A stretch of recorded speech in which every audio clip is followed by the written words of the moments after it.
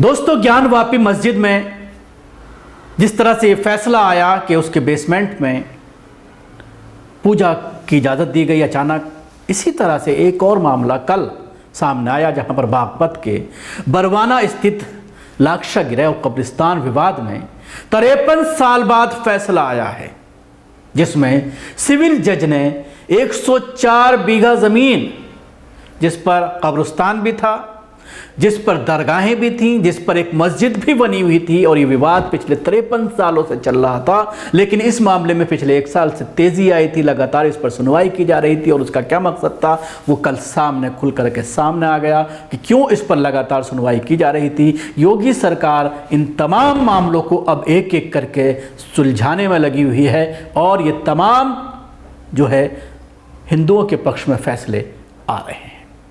बागपत के बरवाना स्थित लाक्षा गिरह और कब्रिस्तान विवाद पर सोमवार को 53 साल बाद फैसला आया। सिविल जज शिवम द्विवेदी की कोर्ट ने मुस्लिम पक्ष के वाद को खारिज करते हुए हिंदू पक्ष को लाक्षा गिरह का मालिकाना हक दे दिया।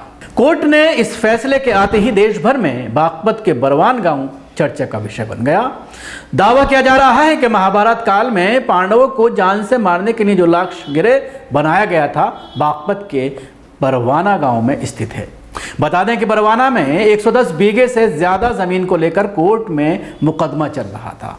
मुस्लिम पक्ष इस ज़मीन को सूफी संत शेख बदरुद्दीन की मज़ार और कब्रिस्तान बताती थी, जबकि हिंदू पक्ष का दावा था कि यह महाभारत कालीन लाक्षा गिरह है।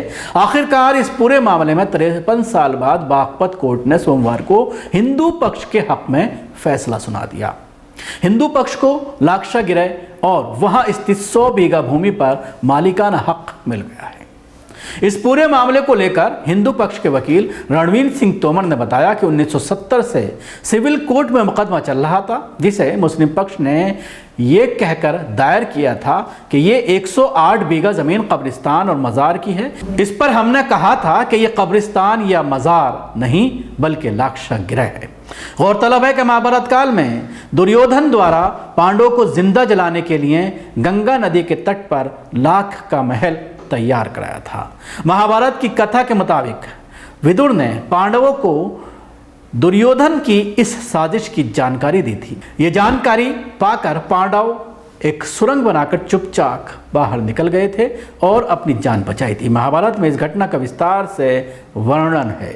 वहीं बरवाना गांव उन 5 गांवों में आता है जो पांडवों की ओर से भगवान कृष्ण ने दुर्योधन से मांगे थे। महाभारत में ये वाणव्रात नाम से वर्जित है। हिंडन और कृष्णा नदी के तट पर यह स्थित है। गांव के साउथ में लगभग 100 फीट ऊंचा और 100 बीघे से ज़्यादा ज़मीन पर एक टीला भी मौजूद है। तो आप देख रहे हैं कि किस तरह से एक एक फैसले लिए जा रहे हैं, जिसमें भी विवाद चल रहा है, और अब ऐसा लगता है कि अब मामला मथुरा भी पहुंच जाएगा।